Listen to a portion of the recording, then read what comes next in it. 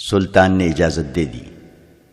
میگنانا ماریوس نے بالکل وہ کہانی جو رات صحرا میں اس نے اپنی پارٹی کمانڈر اور اپنے ساتھیوں کو سنائی تھی، من و ان سلطان ایوبی کو سنا دی۔ اب کہ اس نے صلیب پر لٹکتے ہوئے حضرت عیسیٰ کے بت، کنواری مریم کی تصویر اور پادریوں کے اس خدا سے جس سے وہ پادری کی اجازت کے بغیر بات بھی نہیں کر سکتا تھا، بیزاری کا اظہار اور زیادہ شدت سے کیا اور کہا، مرنے سے پہلے مجھے خدا کی ایک جھلک دکھا دو۔ میرے خدا نے بچوں کو بھوکا مار دیا ہے، میری ماں کو اندھا کر دیا ہے، میری بہن کو شرابی وحشیوں کا قیدی بنا دیا ہے اور مجھے 30 سالوں کے لیے قید خانے میں بند کر دیا ہے۔ میں وہاں سے نکلا تو موت کے منہ میں آ پڑا۔ سلطان، میری جان تیرے ہاتھ میں ہے، مجھے سچا خدا دکھا دے، میں اس سے فریاد کروں گا، اس سے انصاف مانگوں گا۔ تیری جان میرے ہاتھ میں نہیں، سلطان ایوبی نے کہا، میرے خدا کے ہاتھ میں ہے۔ اگر میرے ہاتھ میں ہوتی تو اس وقت تک تم میرے جلاد کے پاس ہوتے۔ میں تمہیں وہ سچا خدا دکھا دوں گا جو تیری گردن مارنے سے مجھے روک رہا ہے، لیکن تجھے اس خدا کا سچا عقیدہ قبول کرنا ہوگا، ورنہ خدا تمہاری فریاد نہیں سنے گا اور انصاف بھی نہیں ملے گا۔ سلطان ایوبی نے اس کا خنجر اس کی گود میں پھینک دیا اور خود اس کے پاس جا کر اس کی طرف پیٹ کر کے کھڑا ہو گیا۔ موبی سے کہا، اسے کہو میں اپنی جان اس کے حوالے کرتا ہوں، یہ خنجر میری پیٹ میں گھونپ دے۔ میگنانا ماریوس نے خنجر ہاتھ میں لے لیا، اسے غور سے دیکھا، سلطان ایوبی کی پیٹ پر نگاہ دوڑائی، اٹھا اور سلطان کے سامنے چلا گیا۔ اسے سر سے پاؤں تک دیکھا۔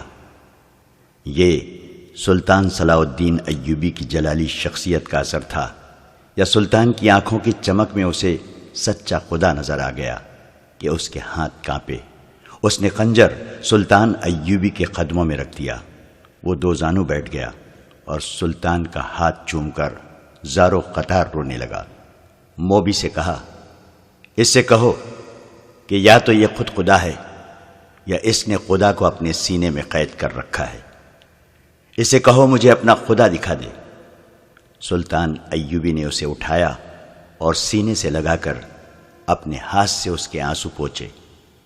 وہ تو بھٹکا ہوا انسان تھا، اس کے دل میں مسلمانوں کے خلاف نفرت بھر دی گئی تھی اور اسلام کے خلاف زہر ڈالا گیا تھا۔ پھر حالات نے اسے اپنے مذہب سے بیزار کیا۔ یہ ایک قسم کا پاگل پن تھا اور ایک تشنگی تھی جو اسے ایسی خطرناک مہم پر لے آئی تھی۔ سلطان ایوبی اسے بے گناہ سمجھتا تھا، لیکن اسے آزاد بھی نہ کیا بلکہ اسے اپنے پاس رکھ لیا۔ موبی باقاعدہ ٹریننگ لے کر آئی تھی اور مفرور جاسوسہ تھی۔ یہ وہ 7ویں لڑکی تھی جس نے صلیبیوں کا پیغام سوڈانیوں تک پہنچایا اور بغاوت کرائی تھی۔ وہ ملک کی دشمن تھی، اسے اسلامی قانون نہیں بخش سکتا تھا۔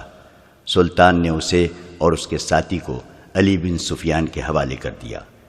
تفتیش میں دونوں نے اقبال جرم کر لیا اور یہ بھی بتا دیا کہ رسد کے قافلے کو انہوں نے ہی لوٹا تھا اور لڑکیوں کو بھی انہوں نے ہی آزاد کرایا اور محافظ دستے کو ہلاک کیا تھا اور بالیان اور اس کے ساتھیوں کو بھی انہوں نے ہی ہلاک کیا تھا۔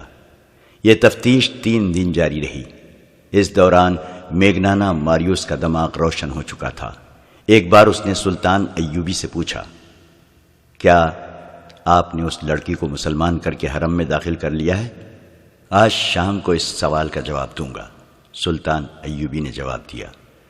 شام کے وقت سلطان ایوبی نے میگنانا ماریوس کو ساتھ لیا اور کچھ دور لے جا کر ایک احاطے میں لے گیا۔ لکڑی کے 2 تختے پڑے تھے، ان پر سفید چادریں پڑی ہوئی تھیں۔ سلطان ایوبی نے چادروں کو ایک طرف سے اٹھا دیا اور میگنانا ماریوس کو دکھایا۔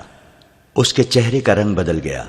اس کے سامنے موبی کی لاش پڑی تھی اور دوسرے تختے پر اس کے ساتھی کی لاش تھی۔ سلطان ایوبی نے موبی کے سر پر ہاتھ رکھ کر پیچھے کھینچا، گردن کندھے سے جدا تھی۔ اس نے میگنانا ماریوس سے کہا، میں اسے بخش نہیں سکتا تھا، تم اسے اپنے ساتھ لائے تھے کہ میں اس کے حسن اور جسم پر فدا ہو جاؤں گا۔ مگر اس کا جسم مجھے ذرہ بھر بھی اچھا نہیں لگا تھا۔ یہ ناپاک جسم تھا۔ یہ اب مجھے اچھا لگ رہا ہے، اب جب کہ اس جسم سے اتنی حسین شکل و صورت جدا ہو چکی ہے، مجھے یہ بہت اچھی لگ رہی ہے۔ اللہ اس کے گناہ معاف کرے۔ سلطان، میگنانا ماریوس نے پوچھا، آپ نے مجھے کیوں بخش دیا ہے؟ اس لیے کہ تم مجھے قتل کرنے آئے تھے۔ سلطان ایوبی نے جواب دیا، مگر یہ میری قوم کے کردار کو قتل کرنے آئی تھی، اور تمہارا یہ ساتھی بھی سوچے سمجھے منصوبے کے تحت بہت سے لوگوں کا قاتل بنا، اور تم نے میرا خون بہا کر خدا کو دیکھنا چاہا تھا۔ چند ہی دنوں بعد میگنانا ماریوس سیف اللہ بن گیا، جو بعد میں سلطان ایوبی کے محافظ دستے میں شامل ہوا، اور جب سلطان ایوبی خالق حقیقی سے جا ملا تو سیف اللہ نے زندگی کے آخری 17 برس سلطان صلاح الدین ایوبی کی قبر پر گزار دیے۔ آج کسی کو بھی نہیں معلوم کہ سیف اللہ کی قبر کہاں ہے۔